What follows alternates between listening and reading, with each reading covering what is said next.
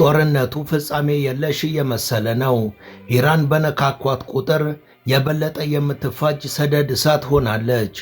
በኢራቅ ባግዳድ ከተማ አቅራቢያ የሚገኘውን መሐመድ አሊ ጦር ቤዝን ያጋየችው ኢራን የባህረ ሰላጤው ሀገራት የሆኑትን ኳታር፣ ዮርዳኖስ፣ ኤሚሬትስ፣ ሳውዲና ኩዌትን ስትደበድብ ውላለች። በተለይ በኩዌት ዓለም አቀፍ አውሮፕላን ማረፊያ ላይ በፈጸመችው ጥቃት የራዳር መቆጣጠሪያ ስርዓቱ ላይ ከፍተኛ ጉዳትን አድርሳለች። እስራኤል በበኩሏ የሊባኖስን 7 ከተሞች ክፉኛ ስታጠቃ ውላለች። ጠቅላይ ሚኒስቴሯ ቤንያሚን ኔታንያሁም ያለምንም ኀፍረት የሊባኖስ ሰፊ ግዛት ስለሚያስፈልገን ለወታደሮቻችን አስፈላጊውን ትዕዛዝ አስተላልፌያለሁ ብለዋል። ሂዝቦላ በበኩሉ ዛሬ በርካታ የእስራኤል ወታደሮች ላይ እርምጃ መውሰዱን ገልጿል። የዓለም የፖለቲካ አዋቂዎችም እና አሜሪካንን እባካችሁ ኢራንን አትምቱ፣ እሷን ባጠቃችሁ ቁጥር አጸፋዋ እየከበደ ጦርነቱም የበለጠ እየተስፋፋ ነው ሲሉ ምክራቸውን ለግሰዋል። ለትራምፕ ይህንን አሸናፊ የሌለውን ጦርነት እባክህን አቁም ብለው መልእክት የሰደዱት የግብፁ መሪ አብዱልፈታህ አልሲሲ ሀገራቸው በገጠማት የነዳጅ ቀውስ ሳቢያ ሱቆችና ካፌዎች ከ3 ሰዓት በኋላ እንዲዘጉና የመንገድ መብራቶችም እንዲደበዝዙ አዘዋል።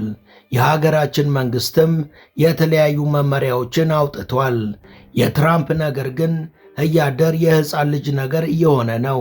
ሰውየው የተደራደርን ነው የሚለው ውሸቱን ነው ሲሉ የአሜሪካ 4ኛ ኮንግረስ ተወካዩ ጂም ኤርነስ የተናገሩ ሲሆን የአሁኑን ጦርነት ከ2 ዓመት በፊት የተነበየው ቻይናዊው ፕሮፌሰር ጂያንግ በበኩሉ በዚህ ጦርነት ውስጥ ፓኪስታንም ከገባችበት ነገሮች የባሰ ይደበላለቃሉ ብሏል።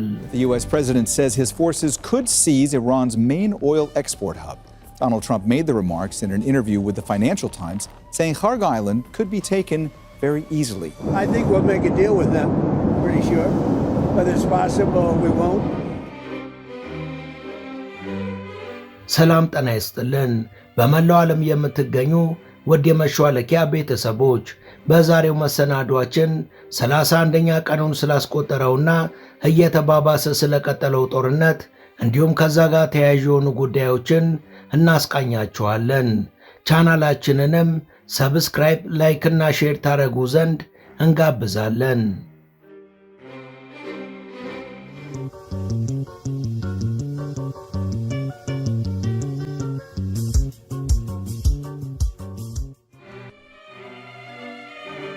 አንድ ወር ያስቆጠረው አሜሪካና እስራኤል ተጣምረው ከኢራን ጋር እያደረጉት የሚገኘው ጦርነት አሁንም በርካታ ጉዳዮችን እያስከተለ ተጠናክሮ ቀጥሏል። እስራኤል ሌሊት ላይ በቴሄራንና በሌሎች ከተሞች የአየር ድብደባን ፈጽማለች። የእስራኤል ጥቃት ያነጣጠረው በሚሊተሪ ዋና መስሪያ ቤት፣ በፖሊስ ጣቢያዎች እንዲሁም ከመንግስት ጋር ግንኙነት ያላቸው ሕንፃዎች ላይ ነው። በርካታ የመኖሪያ አካባቢዎችም ተመተዋል። ባለፉት 24 ሰዓታት ውስጥ በካራጅ፣ በሺራዥ፣ በቆም፣ በአዳዳንና በታብሪዝ ከተሞች ላይም ጥቃቶች ተፈጽመዋል። በቴሄራን አቅራቢያ የኃይል መሠረተ ልማት ኢላማ የተደረገ ሲሆን ይህም ለበርካታ ሰዓታት የመብራት መቋረጥን አስከትሎ ነበር። በታብሪዝ ከተማም የፔትሮኬሚካል ክፍል መመታቱ ተነግሯል። የአየር ዘመቻው በመላው ሀገሪቷ ቁልፍ የሆኑ መሠረተ ልማቶችን ኢላማ ማድረጉን ቀጥሏል። ከ600 በላይ ትምህርት ቤቶችና የአካዳሚክ ተቋማት እንዲሁም ሆስፒታሎችና የቀይ ጨረቃ ንብረት የሆኑ ሕንፃዎች ላይም ጉዳት ደርሷል። በሌላ በኩል ኢራን በበኩሏ በደቡባዊ እስራኤል በሚገኘው የኢንዱስትሪ ማዕከል ላይ የሚሳኤል ጥቃትን ፈጽማለች። Millions of Israelis forced to take shelter day and night from repeated Iranian missile attacks. The economic shockwaves from the war Israel and the US launched against Iran are being felt across the world. የእስራኤል ጦር እንዳስታወቀው ኢራን በኢንዱስትሪ ማዕከሉ ላይ በፈጸመችው የሚሳኤል ጥቃት የኬሚካል ማምረቻ ፋብሪካው በእሳት ጋይቷል።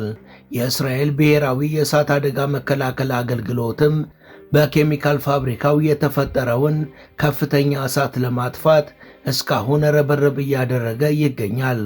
የእስራኤሉ ቻናል 12 ከኢራን በሚወነጨፉ በርካታ ሚሳኤሎች ሳቢያም በደቡብ እስራኤል ሳይረኖች እንደጮሁና የተወሰኑትን ሚሳኤሎችንም ማምከን እንደተቻለ ጠቅሷል።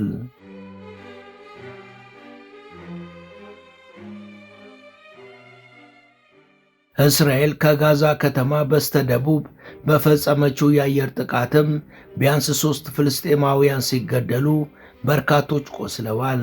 የሕክምና ምንጮች ጥቃቱ የተፈጸመው ከጋዛ ከተማ በስተደቡብ በሚገኘው በዘይቱን ሰፈር ውስጥ ሲሆን በተለይ እዛ በሚገኘው አልሻፊ መስጊድ አቅራቢያ ጥቃቱ በርካታ እንደነበር ምንጮች ጠቅሰዋል። በሌላ በኩል እስራኤል በቤሩት ደቡባዊ ዳርቻ ላይ ጥቃት ስለማደርስ የአካባቢው ነዋሪዎች ተጠንቀቁ ብላለች።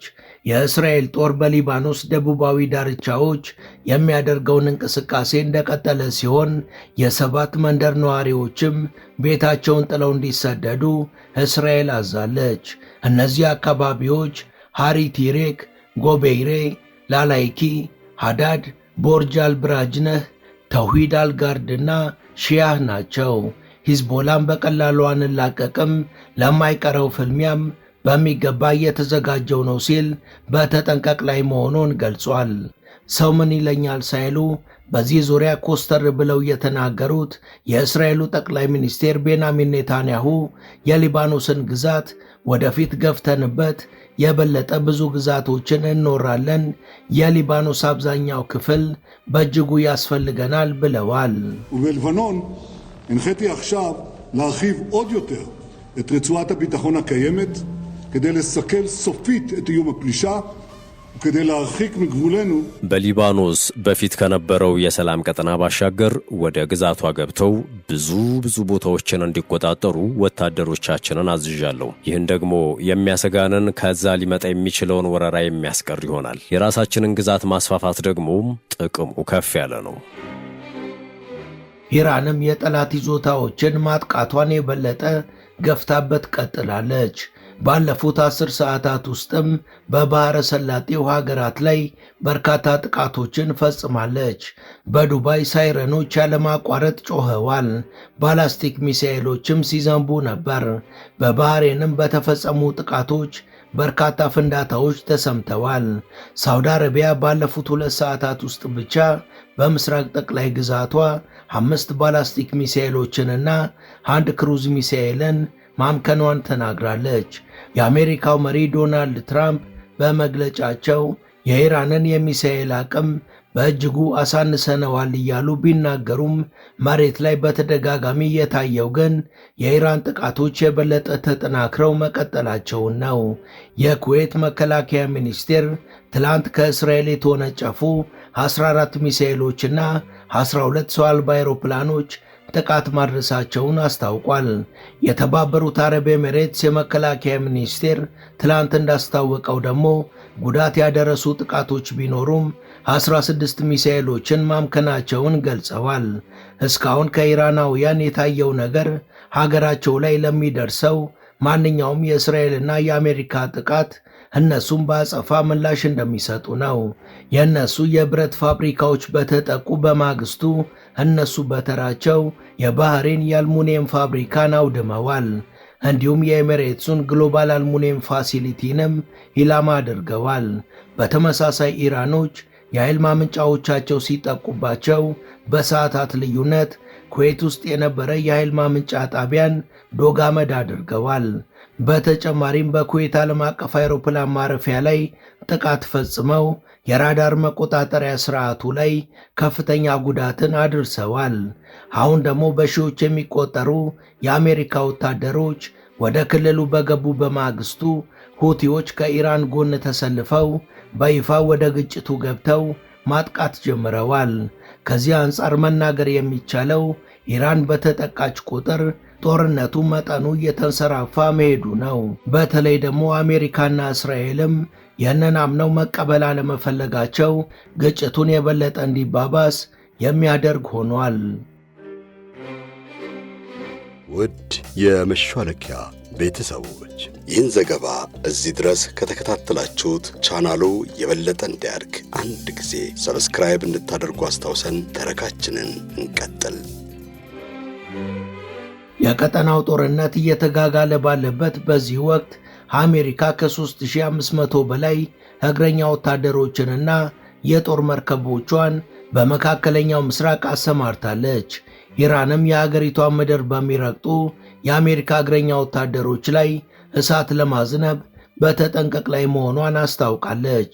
የዋሽንግተን እግረኛ ወታደሮች በኢራን ወታደራዊ ዘመቻ ለማካሄድ ዝግጁ መሆናቸውንም የሀገሪቷ መከላከያ ሚኒስቴር ይፋ አድርጓል። ይህንን ተከትሎም ኢራን በቀጠናው ወታደራዊ ዘመቻ ለማካሄድ በሚል ወደ መካከለኛው ምስራቅ የደረሱ የአሜሪካ ወታደሮችን ከኔ በላይ ደግሞ አጋር ኃይሎችም በተጠንቀቅ እየጠበቋቸው ነው ስትል ገልጻለች።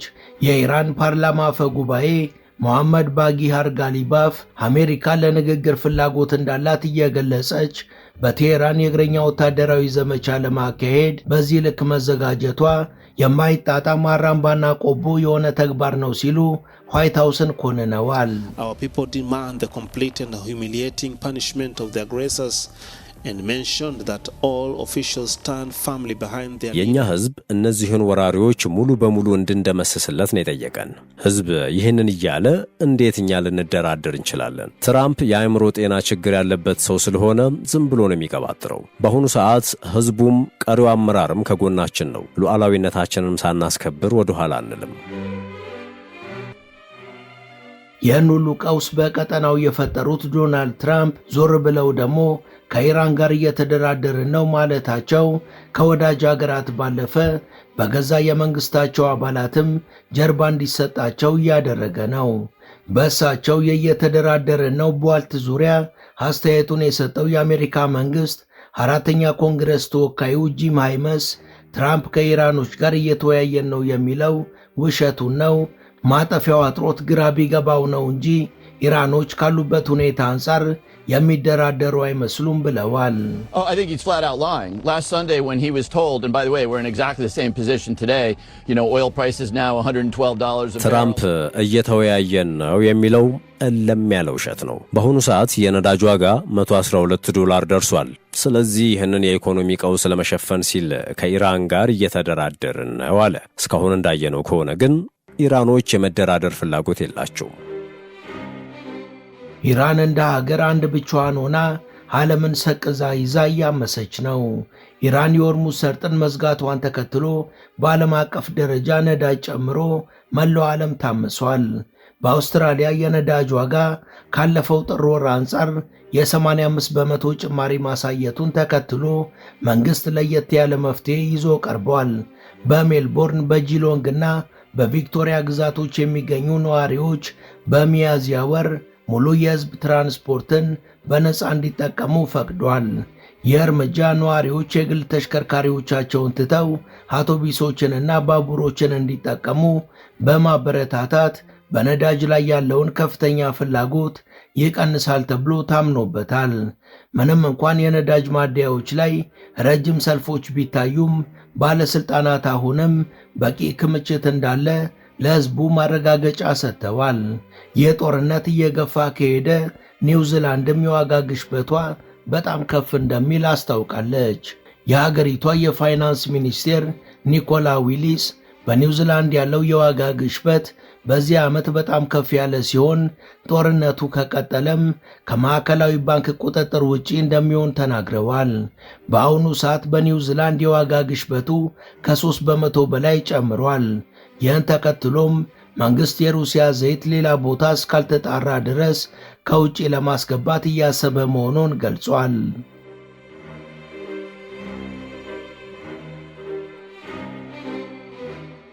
ግብፅም ከነገ ጀምሮ ተግባራዊ የሚሆኑ ጥብቅ መመሪያዎችን አውጥታለች። የችርቻሮ ሱቆች፣ ምግብ ቤቶችና ካፌዎች በየቀኑ ከምሽቱ 3 ሰዓት ላይ እንዲዘጉ ተወስኗል። የመንገድ መብራቶችና የውጭ ማስታወቂያዎችም እንዲደበዝዙ ታዟል።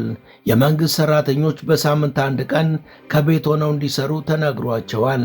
የመመሪያ እንደ ሆስፒታሎች፣ ትምህርት ቤቶችና ፋብሪካዎች ውስጥ የሚሰሩ አስፈላጊ ሰራተኞችን ግን አያካትም ተብሏል። ከሀገሪቷ ኢኮኖሚ 1/10ኛውን የሚሸፍነው የቱሪዝም ዘርፍ እንዳይጎዳም ሆቴሎችና የቱሪስት መስህቦች ከዚህ ገደብ ነፃ እንዲሆኑ ተደርጓል። የግብፅ መንግስት የነዳጅና የህዝብ ትራንስፖርት ዋጋንም ጨምሯል። ከፍተኛ ኃይል የሚጠይቁ የመንግስት ፕሮጀክቶችን ከማዘግየት በተጨማሪ የመንግስት ተሽከርካሪዎች የነዳጅ አበልን በ1/3 ቀንሷል።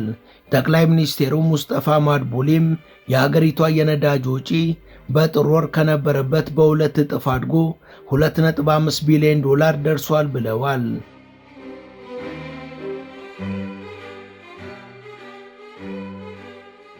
የሀገራችን መንግስትን በነዳጅ እጥረት ሳቢያ የተለያዩ መመሪያዎችን አስተላልፈዋል። ሪፖርተር ጋዜጣ በእንግሊዝኛ እትሙ እንዳስነበበው መንግስት ለልማት ድርጅቶችና ለሲቪል ሰርቪስ ተቋማት ባስተላለፈው መመሪያ አንገብጋቢ የሥራ ድርሻ የሌላቸው የመንግስት ሰራተኞች የዓመት ፍቃድ እንዲወጡ አድርጉ ብሏል። የመመሪያው ዓላማ እጅግ እየጨመረ ያለው የነዳጅና የትራንስፖርት ፍላጎቱን ለማስታገስ ነው።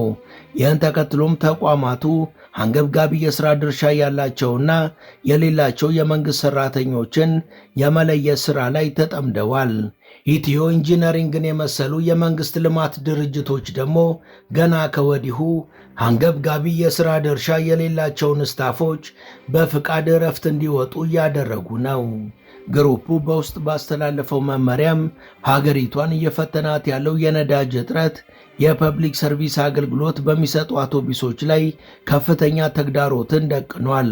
እናም ችግሩ እስኪስተካከል አንገብጋቢ የሥራ ድርሻ ያላችሁ ሰራተኞች ብቻ ለሚቀርባችሁ ጣቢያዎች ሪፖርት አድርጉ፣ ቀሪዎቻችሁ በዓመት ረፍት ቤታችሁ ተቀመጡ፣ ሌሎቻችሁ ደግሞ ወደ ቢሮአችሁ ለመግባት መደበኛ ትራንስፖርትን ተጠቀሙ ሲል አስታውቋል።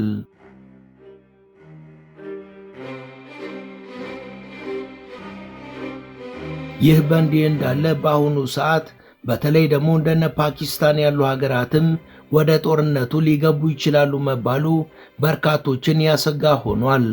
ከ2 ዓመት በፊት የጦርነት በአሁኑ ወቅት እንደሚከሰት ከነያንዳንዱ ሁኔታዎቹ በትክክል ተንብዮ የነበረው ቻይናዊው ፕሮፌሰር ጂያንግ በዚህ ዙሪያ በሰጠው አስተያየት ፓኪስታን ወደ ጦርነቱ መግባቷ አይቀሬ ይመስላል። የእሷ ወደ ጦርነቱ መግባትም ነገሮችን ሙሉ ለሙሉ ይለውጣል ብሏል። Everyone is watching Iran. Everyone is watching Israel. Everyone is watching America. But the nation that could shift this entire war overnight, nobody is watching, and it is Pakistan. በአሁኑ ሰዓት ዓለም ትኩረቱን እስራኤል፣ አሜሪካና ኢራን ላይ አድርጓል። የነገሮችን አካሄድ ማስወሰን የምትችለው ሀገር ግን ፓኪስታን ናት። ፓኪስታን ወደ ጦርነቱ መግባቱ አይቀሬ ነው። ያ ከሆነ ደግሞ ነገሮች የባሰ ይመሰቃቀላሉ። ወደ ቻናላችን ቤተሰቦች ለዛሬ ያሰናዳንላችሁ ይህን ይመስል ነበር። እስከ ዝግጅታችን ፍጻሜ አብራችሁን ስለነበራችሁ ከልብ እናመሰግናለን። በቀጣይ ቢሰሩ የምትሏቸውን ርዕሰ ጉዳዮች ብትጠቁሙን ደስ ብሎን እንቀበላለን። ቻናላችንን ሰብስክራይብ ማድረግ፣ የደውል ምልክቱን መጫንና ላይክ ማድረግ አትዘንጉ እያልን ለዛሬ በዚሁ ተሰናበትን። መልካም ጊዜ።